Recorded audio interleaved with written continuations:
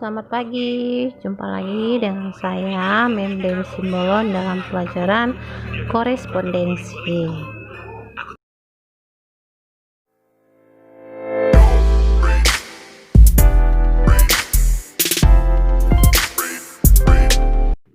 Hari ini kita belajar tentang bagaimana cara memperbaiki komunikasi. Kemarin saya sudah mengajarkan dalam berkomunikasi ternyata ada beberapa hambatan ya yang mengakibatkan pencapaian tujuan dalam berkomunikasi itu tidak maksimal ya. Nah, bagaimana untuk menghindari atau memperbaiki kesalahan-kesalahan yang terjadi saat kita berkomunikasi ya nak ya. Oke, yang pertama adalah persepsi. Persepsi adalah pengalaman tentang objek, peristiwa, atau hubungan-hubungan yang diperoleh dengan menyimpulkan informasi dan menafsirkan pesan. Nah, persepsi ini ialah memberikan makna pada stimuli inderawi. Contohnya ya, saat saya mengucapkan kepada Anda cerdas sekali, lalu Anda menerima pujian saya dengan marah karena Anda pikir saya sedang mempermainkan Anda.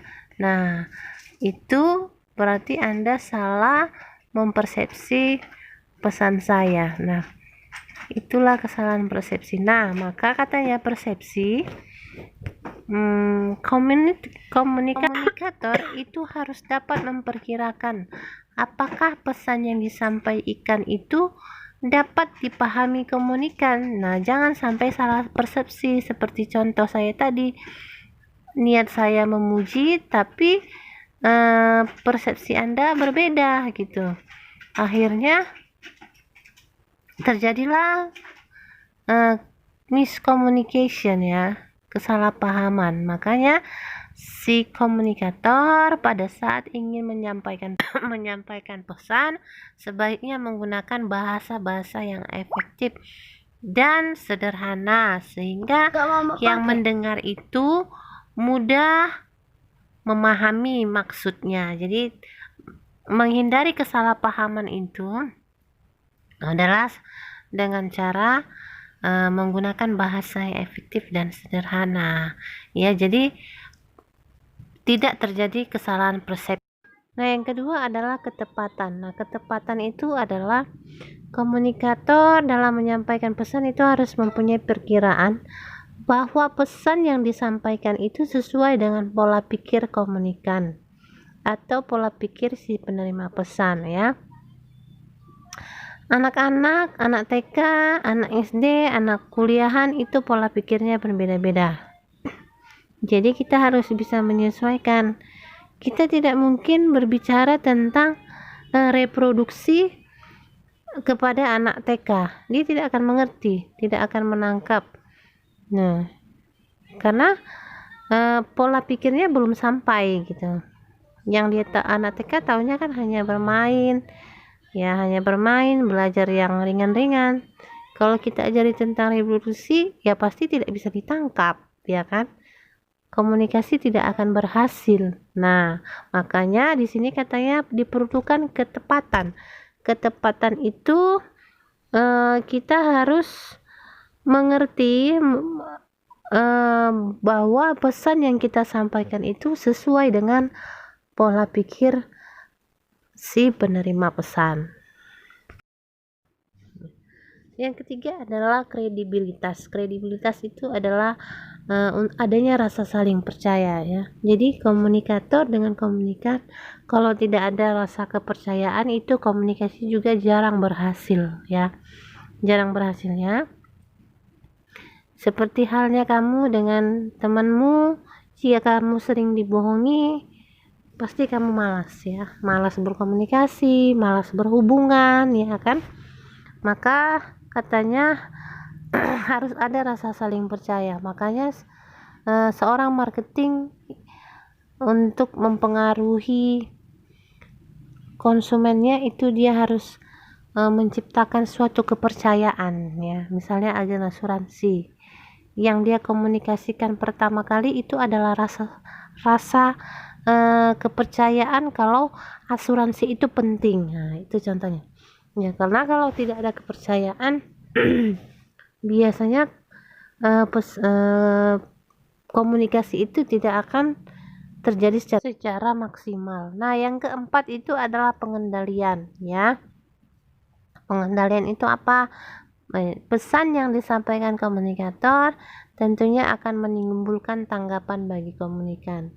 Komunikan dapat memberikan tanggapan yang positif dan negatif. Nah, tanggapan itu ada positif dan negatif. Positif berarti dia setuju, negatif berarti terjadinya pertentangan atau penolakan. Nah, jika saat komunikasi berlangsung ada tanggapan negatif, si komunikator itu harusnya bisa mengendalikan diri untuk tidak melanjutkan komunikasi tersebut agar tanggapan yang negatif atau penolakan atau pertentangan itu tidak berkepanjangan. Nah, kecocokan. Jadi si pemberi pesan itu harus mampu menyesuaikan diri dengan si penerima pesan, ya. Dengan contoh dia menunjukkan sikap bersahabat, friendly, ya, menyenangkan, humoris, sikap sopan, ya, memberikan kesan yang baik, ya. Jadi kalau kita bicara dengan orang, kalau kita ngomongnya baik, menyenangkan, lucu, ya, itu pasti yang mendengarkan kan senang gitu. Senang. Jadi kalau udah senang timbul rasa cocok, ya. Timbul rasa cocok. Jadi dia mau mendengarkan kita berbicara. Nah, jadi kalau dia sudah suka mendengar kita bicarakan, komunikasi itu bisa berlanjut, ya. Jadi tujuan komunikasi itu pun tercapai. Tapi kalau kita udah tidak friendly, ya, sombong, berbicara kasar, pasti yang mendengarkan juga jadi tidak suka, ya. Kalau sudah tidak suka mendengarkan kita berbicara juga jadi malas.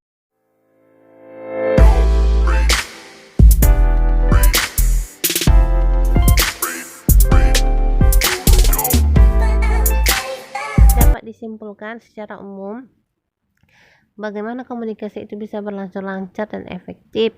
Yang pertama katanya saat membuat pesan harus berhati-hati, ya, menggunakan kata yang sopan, ya, sikap dan perkataan itu yang baik, ya. Jadi kita memberikan pesan itu secara lebih berhati-hati. Yang kedua meminimalkan gangguan dalam proses komunikasi. Gangguan itu banyak, ya, Nak, baik dari diri ataupun dari luar diri kita, ya.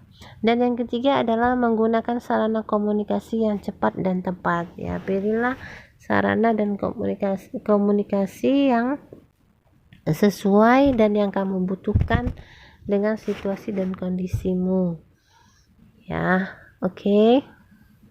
Sampai di situ dulu materi kita hari ini. Kiranya anak-anak tetap semangat dalam mengikuti pembelajaran daring. Selamat pagi.